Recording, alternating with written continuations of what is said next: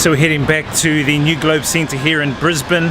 It is day 2 of Z-Day, Zeitgeist Day. Looking forward to it. Peter Joseph is going to be jumping up and doing a Q&A in about half an hour. Should get there in time, which will be pretty cool. Had a really good night last night with some of the guys. Met up with Federico Pistano.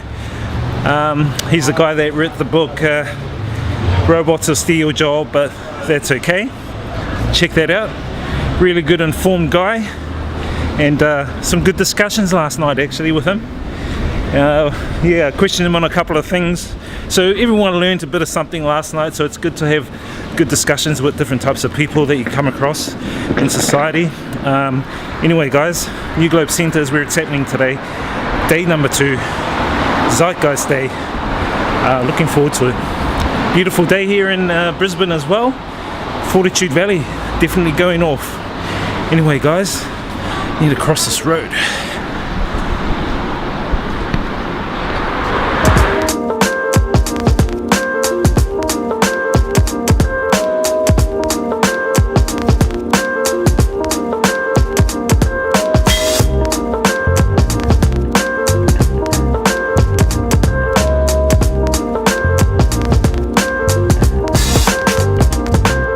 We're at pretty much a crossroad now, I would say, where it's do or die. Either we adapt to the natural laws, the scientific principles that we've come to understand that orient not only human nature, our public health, epidemiology, but also the habitat.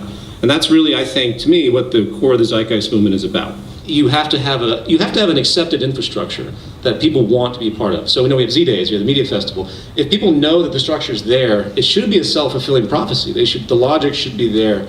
To the extent that no one has to sit there and send out emails telling people what to do or the like. So I'm hoping that that gets perfected as the movement progresses in terms of the structure.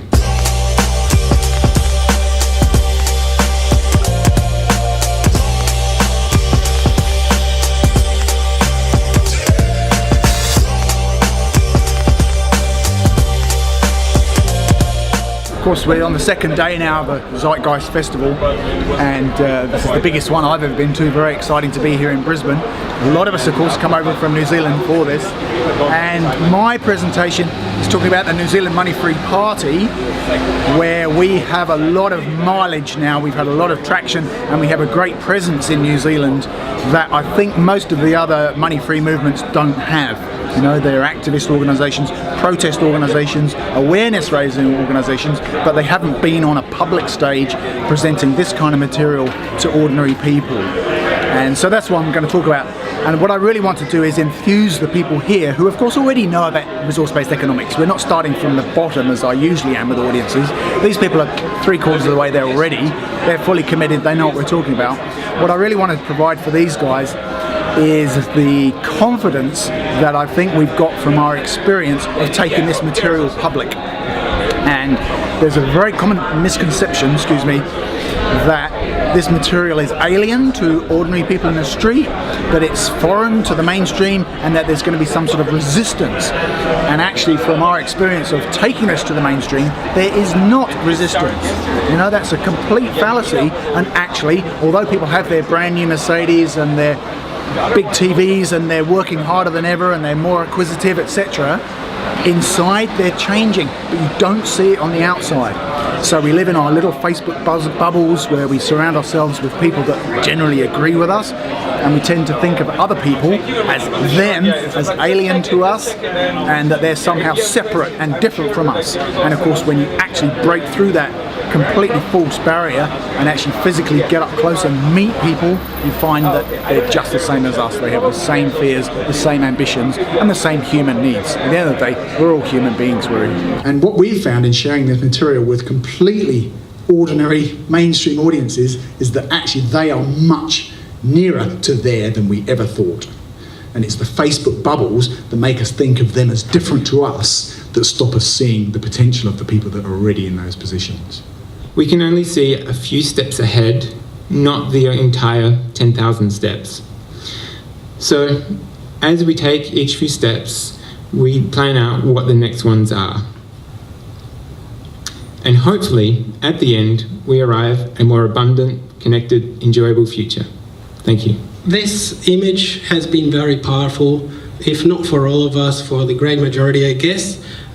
It's such an inspirational image, and it's perhaps what captured our imagination and managed to get us to this place where we are today. This capital list, this 1% bliss, this list, this capital, your name isn't profitable, your name isn't listed. No capitalist, no 1% bliss, your capital lost. You're the cost of doing business. And business is good. And this is capitalism. This is the first time we've had a 2-day event going on, which was a new experience, a lot of talks, a lot of information, a lot of great people to meet. So as usual with the Z-Days, an opportunity for people that are like-minded to find each other and have the ability to talk to each other. The talks were great, the information was good. We've had a lot of socials as well, so people had enough time to mingle. And yeah, we're just about to go into the panel, so yes, it's not over yet. So there's actually a study conducted in Canada from Dauphin, Manitoba. Study author's name is Dr. Elizabeth Forget. Yes, that is her last name. And what it found actually was that when universal basic income was implemented in Dauphin from 1974 to 1979, many social conditions improved quite a bit. In addition to the fact that there was only a very minor drop in employment, mostly accounted for by new mothers who just stayed home longer, and kids who stayed in school longer, there was a significant drop in heart disease, a significant drop in mental illness, significant drop in crime.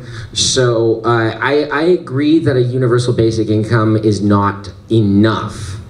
It's not where we should end our activism, but it's important to understand, like, I think it's important to look at things from an incrementalist perspective. So what that means is, like, you know, you can't just sort of stand on the steps of Parliament or Congress or whatever and say, I want an RBE, and then, like, that'll be the end of it, you know, because you have to kind of eke out, like Eleanor was saying, there has to be a practical application of things, and you have to kind of work towards things on a step-by-step basis, where I think that one of the most important things to consider is that there are a lot of people suffering right now who are impoverished, and a universal basic income could help them. Now, that said, there is a caveat I should add, and it's actually something Federico brought up in his TED Talk, so it's a shame he's not here today. He might have been able to offer more information.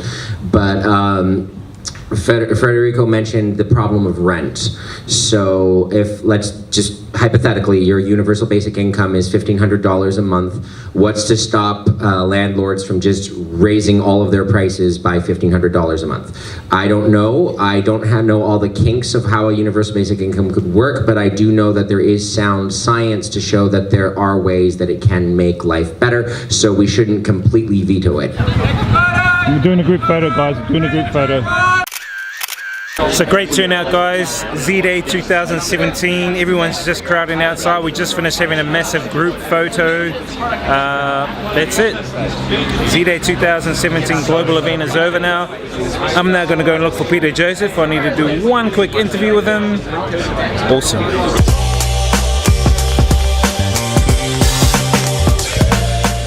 Can you also give us some insight into what your upcoming Interreflections series is about without revealing everything?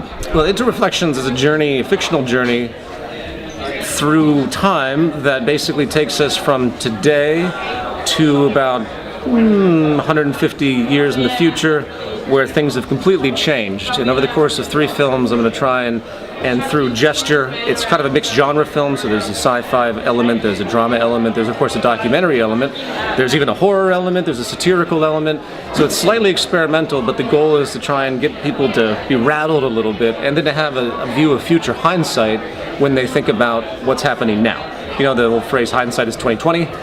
That's what I'm trying to kind of do, and when they get to the end of this trilogy, I'm really hoping that they've been pulled to the other side, so to speak, and they begin to see things differently. I could say a lot more about the subcontext of the film. It's in multiple time frames at once, and it is abstract and vague in many ways, but also has a documentary content that will be actually quite intellectual and a little bit challenging for the audience, but it doesn't put too much pressure on them to try and, understand. I'm really trying to mix it up and create vulnerability in the audience and have them arrive at their own conclusions by the end.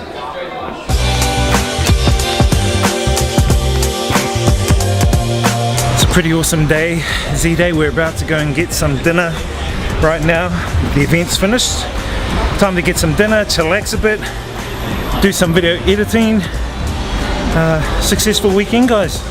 Z-Day, resource-based economy.